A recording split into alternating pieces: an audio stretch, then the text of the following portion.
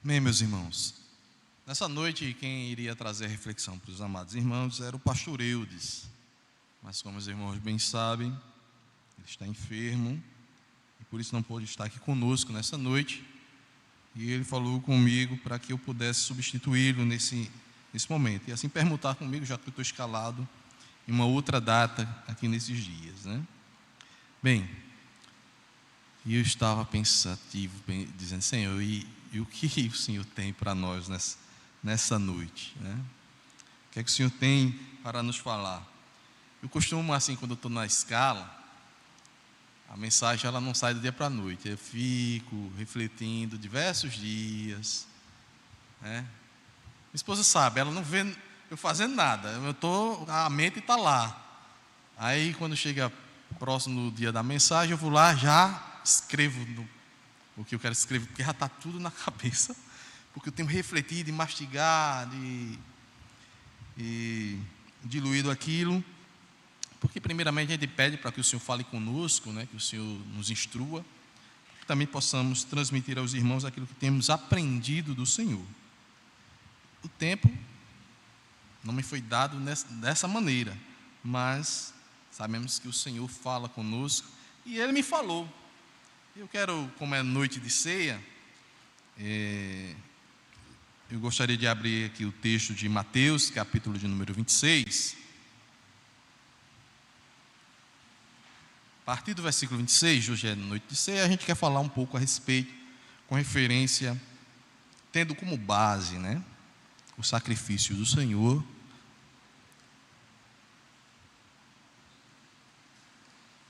E o texto, embora não seja ele o texto em que nós iremos dissecar para transmitir a mensagem, mas é o texto que apresenta exatamente a instituição da ceia do Senhor.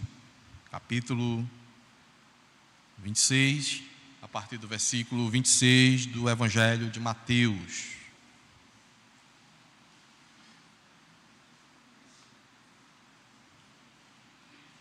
Encontraram?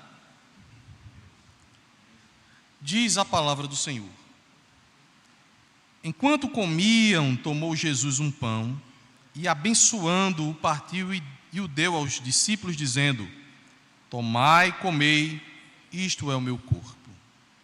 A seguir tomou um cálice e, tendo dado graças, o deu aos discípulos, dizendo: bebei dele todos, porque isto é o meu sangue, sangue da aliança ou da nova aliança, derramado em favor de muitos para a remissão de pecados.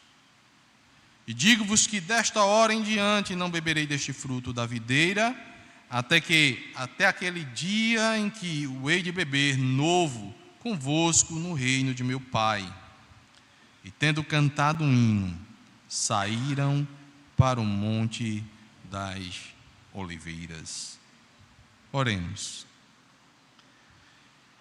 Deus bendito, nós estamos aqui, Senhor, na Tua presença, por meio do Teu Filho. Graças ao sacrifício do Teu Filho, podemos estar aqui em Tua presença. E esta mesa, Senhor, não mente, ela fala para todos nós sobre o Teu amor, a Tua graça, a Tua compaixão para com miseráveis pecadores, dos quais eu me incluo, e todos que aqui estão. A Tua bondade reinou sobre nós, a Tua misericórdia triunfou sobre nossas vidas, a Tua graça superabundou onde havia muitos pecados. Nós queremos Te agradecer por tudo isso, Senhor, porque a Tua boa mão nos acolheu, nos perdoou e nos salvou. Quando estávamos ou éramos inimigos do Senhor, o Senhor se achegou a nós e nos trouxe a Ti. Obrigado por tão grande sacrifício. que o Senhor Jesus fez por nós. Que nessa noite, Senhor, Tu estejas falando aos nossos corações e mente, e que possamos, pela ação poderosa do Teu Espírito, compreender a grandeza deste sacrifício e do Teu amor por nós, em nome de Jesus. Amém. Meus irmãos, eu não poderia colocar outro título nessa mensagem, senão o grande amor de Deus simbolizado no sacrifício do Senhor Jesus. A gente cantou aqui nessa noite, qual é o melhor lugar? O lugar que eu quero estar, o lugar é aqui. Aqui onde? É na presença de Deus, onde o fogo não se apaga, onde o amor não acaba, onde a paz reina. É na presença de Deus. E Deus, Ele se manifestou de maneira muito graciosa, meus irmãos, através do sacrifício de Jesus. O sacrifício de Jesus, ele demonstra claramente para os homens o quão grande é o seu amor. O próprio Jesus, em seu ministério, ressaltou muito essa questão. Ele disse, quando caminhava, dizia que não há maior amor do que este, do que dar a vida pelos seus amigos. Não há amor maior do que se entregar por alguém, dar a sua vida. E ele estava falando exatamente daquilo que ele iria fazer para com os seus, para o povo de Deus. Naquela época, para aqueles discípulos, para nós hoje. O Senhor olhou para nós hoje, antes mesmo de nós nascermos. É isso que nos diz as Escrituras. O seu amor, ele perpassa o tempo, ele está para além do tempo. Antes mesmo de sermos criados, diz as Escrituras, o Senhor nos escolheu e nos amou, derramou o seu amor para conosco, e o Cordeiro foi morto antes da fundação do mundo. Como assim, pastor? Antes do enredo da história terrena acontecer, de Cristo vir, na mente de Deus, nos planos de Deus, tudo já estava feito. E o interessante de tudo isso, meus irmãos, é que ele olhava particularmente para cada um de nós. Na cruz, quando Jesus resolveu se entregar, na mente de Deus, na mente de Cristo, não estava um bolo de pessoas. Ele via cada um de nós em particular. Nós somos alvo do amor de Deus em Cristo Jesus. Alvo deste amor. Foi cantado aqui nessa noite. Seu amor, grande amor, um amor que transcende qualquer entendimento. E diante desse fato, meus irmãos, o apóstolo Paulo, ao olhar para essa maravilha de sacrifício, ele conseguiu enxergar o quão grande e magnífico, maravilhoso, por assim dizer. Maravilhoso no sentido de algo transcendente, que era esse amor. E ele, ao olhar isso, ele diz, como pôde o Filho de Deus se encarnar e morrer humilhado numa cruz por mim? E aí ele vai e diz, pois o amor de Cristo nos constrange, julgando nós assim, que se um morreu por todos, logo todos morreram, e ele morreu por todos, para que aqueles que por ele vivem, não vivam mais para si, mas para aquele que por eles morreu e ressuscitou. Veja que nas palavras do apóstolo, o amor de Deus trazia um constrangimento grande, porque ele olhava e dizia: como? Por quê? Por que por mim? O que eu tenho de especial? E isso não era um pensamento simplório de Paulo, não. Ele estava olhando para ele e dizia assim: logo eu? Logo eu? Que persegui pessoas que criam nesse Jesus? Logo eu que estava doido para matar pessoas por causa disso? Logo eu? Que o Senhor resolve se apresentar para mim e resgatar a minha vida, porque eu fazia parte do seu plano? Um homem miserável pecador. Não é da boca para fora que o apóstolo Paulo, nesse constrangimento, ele diz que é o pior dos pecadores, porque ele via como ele não merecia e como Deus o havia agraciado.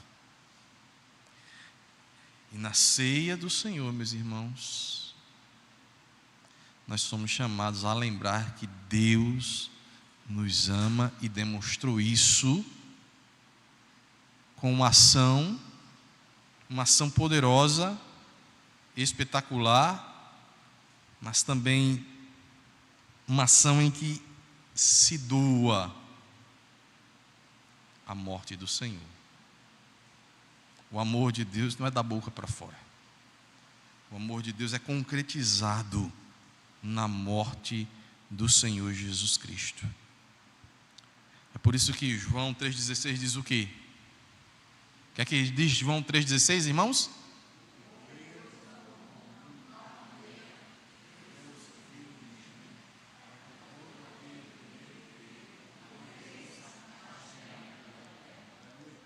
Então veja que ele faz questão também de associar a morte de Jesus ao amor de Deus.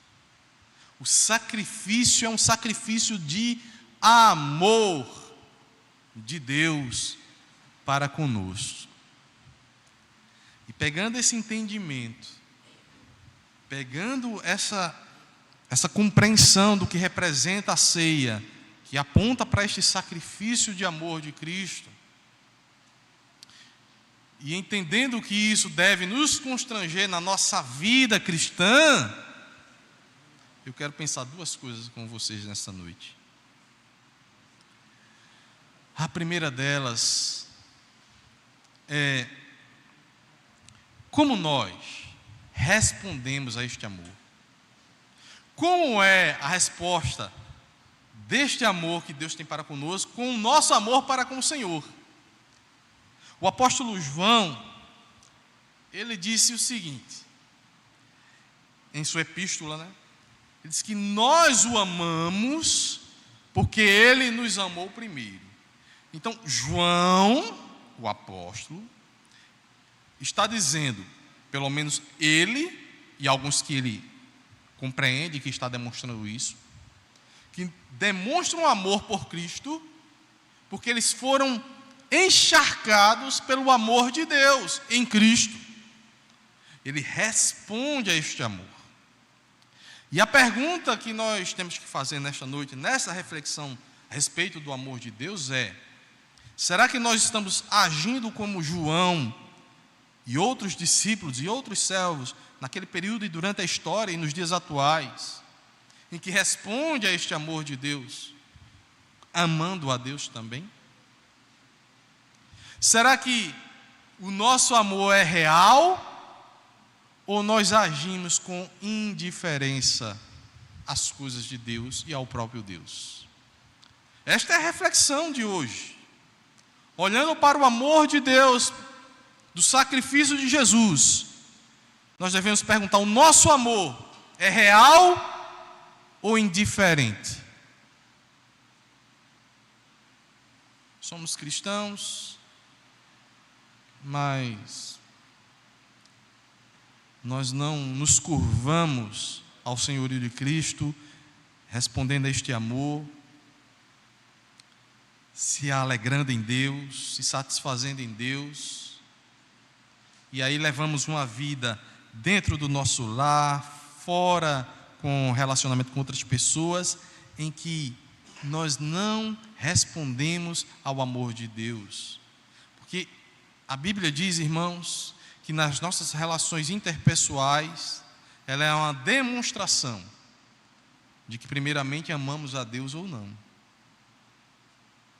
Como podemos dizer, diz as Escrituras, né? Como podemos dizer que amamos a Deus se não amamos aos nossos irmãos que vemos, as pessoas que estamos nos relacionando?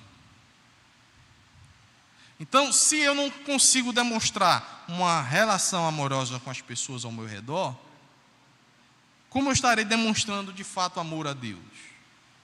E o Senhor nos chama a esse relacionamento, partindo do princípio de que Ele nos amou e nos amou abundantemente. Nós somos alvos do seu amor. E é a pergunta que nós devemos responder para nós mesmos: como respondemos a este amor através da nossa vida? É preciso que nós entendamos e sejamos constrangidos, como foi Paulo, a depositarmos as nossas vidas, ofertando-a ao Senhor como Ele se ofereceu por nós. O pastor Samuel hoje pela manhã falou sobre a oferta de Caim e de Abel. Uma oferta que foi aceita e uma que foi rejeitada. Porque o agente, aquele que ofertava, fez agradando ao Senhor, conforme não só o Senhor queria, mas de coração. Enquanto o outro não agradou ao Senhor. E o Senhor se ofereceu por nós, e Ele nos chama também a nos ofertarmos, a nos oferecermos, a nos apresentarmos a Ele e diante dEle. Por isso que o apóstolo Paulo vai dizer: não vivo mais eu, mas Cristo vive em mim, e a vida que eu vivo por meio da carne, vivo na fé do Filho de Deus. Isso é muito forte, irmãos. Eu olho assim, meu Deus do céu, como eu queria falar com a boca cheia o que Paulo está falando, ter essa vida tão lançada, dedicada e entregue a Deus como Paulo assim se colocava. Como nós ficamos aquém, meus irmãos, em resposta ao amor de Deus por nós. Como nós ficamos aquém. Como diz Paulo, será que nós não ficamos envergonhados ou constrangidos ao olharmos que o Senhor se sacrificou por nós? E que nós estamos fazendo coisas que não é do seu agrado? Agindo com picuinha, com pequenez em muitas coisas, denegrindo o Evangelho,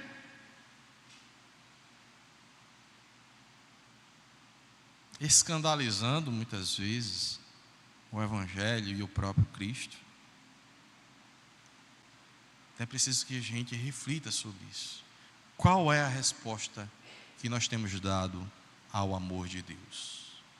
O que você tem ofertado ao Senhor?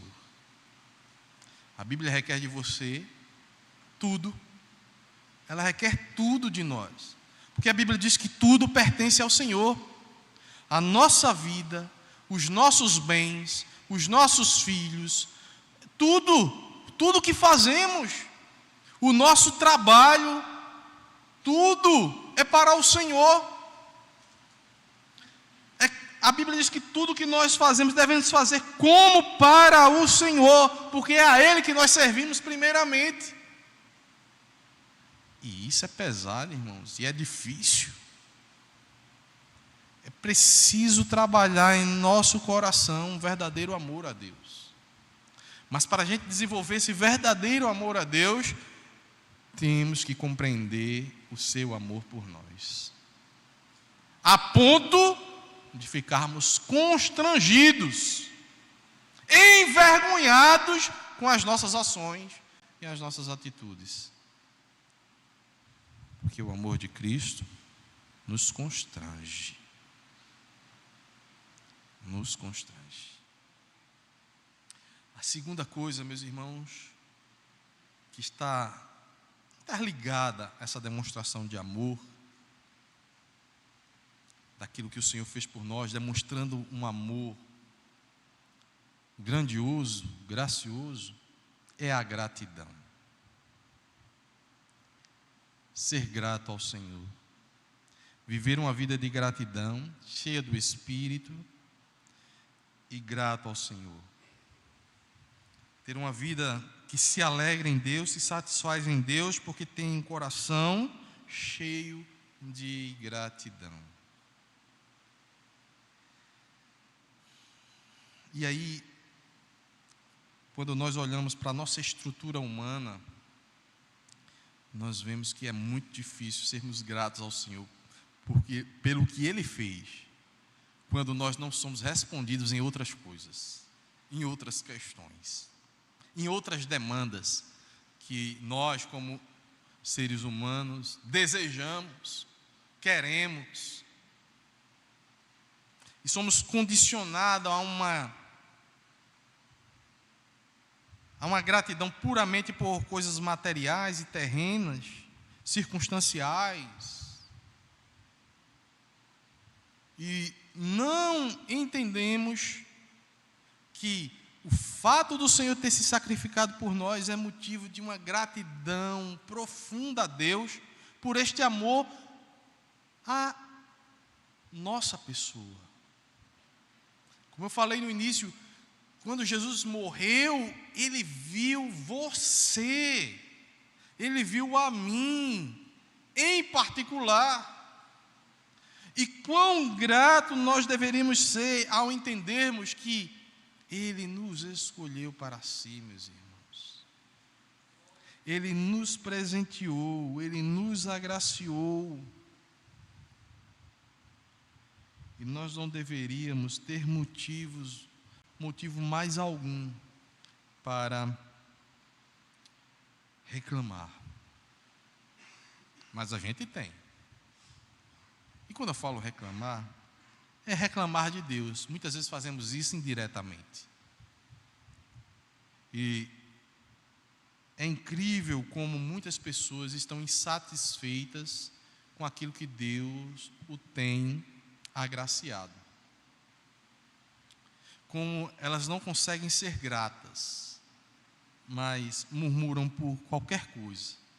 Como elas não conseguem ter uma vida cristã constante, mas esfriam na fé facilmente. Misturam as coisas e não conseguem alimentar a sua alma de amor a Deus e de gratidão. Não conseguem. Se encharca de coisas que trazem malefícios à sua alma, se entristece e deixam apagar o espírito. E aí é meio que como um crente zumbi.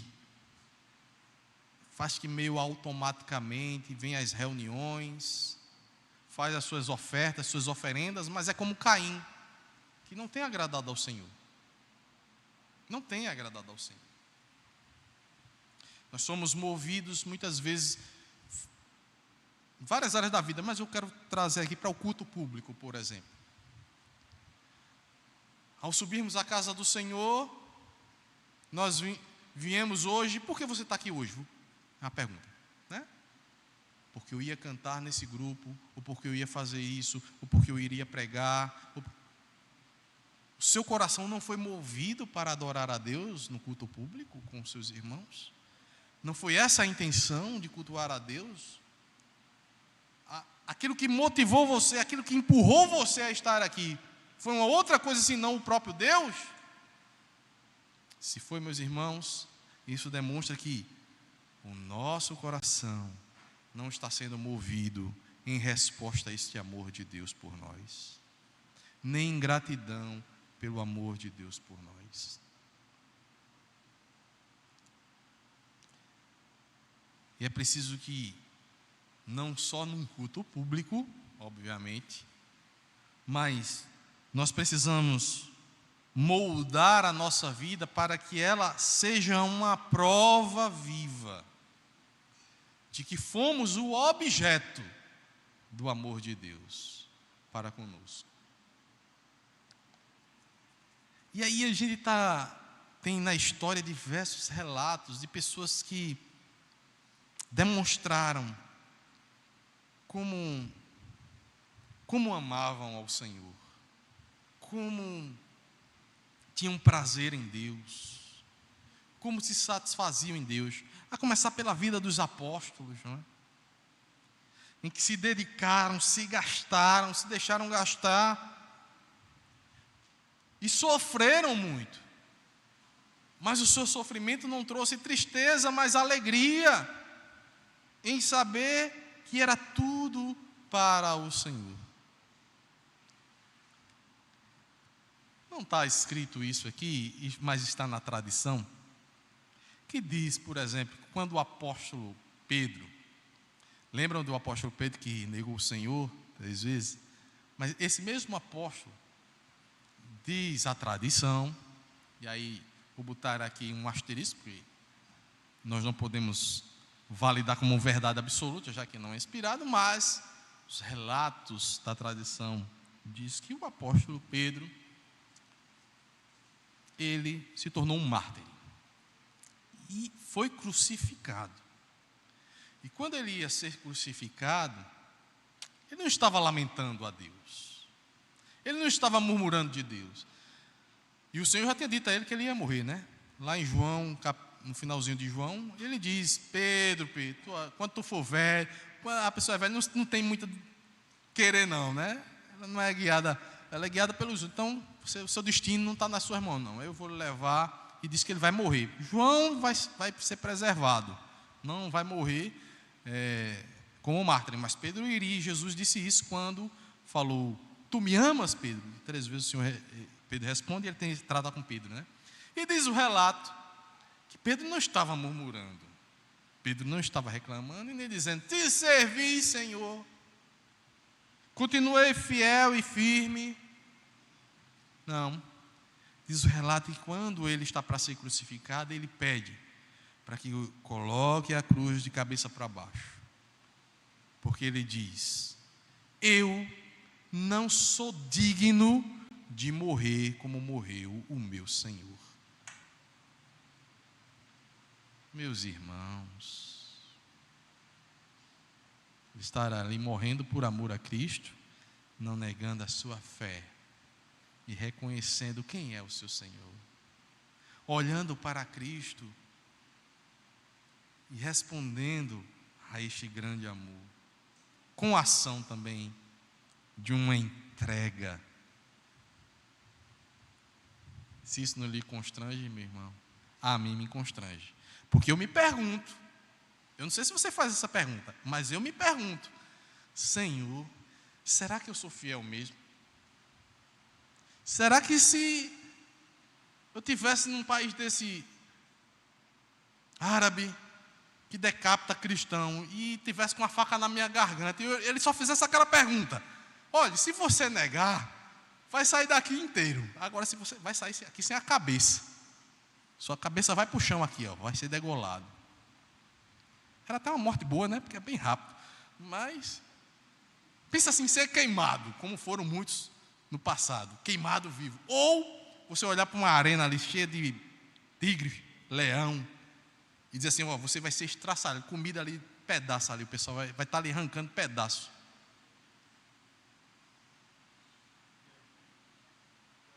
O que é que você faria? Não me responda não. É para reflexão.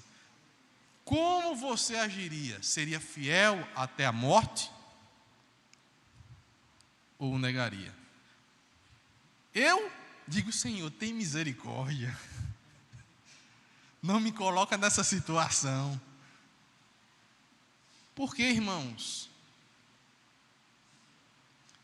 Porque quando eu olho para mim mesmo eu vejo o quanto eu sou pequeno em resposta a esse grande amor de Deus. Mas eu sei, eu tenho plena convicção que nenhum deles fez isso por si mesmo, mas foi a ação poderosa do Espírito sobre eles que deu coragem, firmeza para aguentarem até o fim. E eu sei que se o Senhor agir na minha vida, assim também se fará.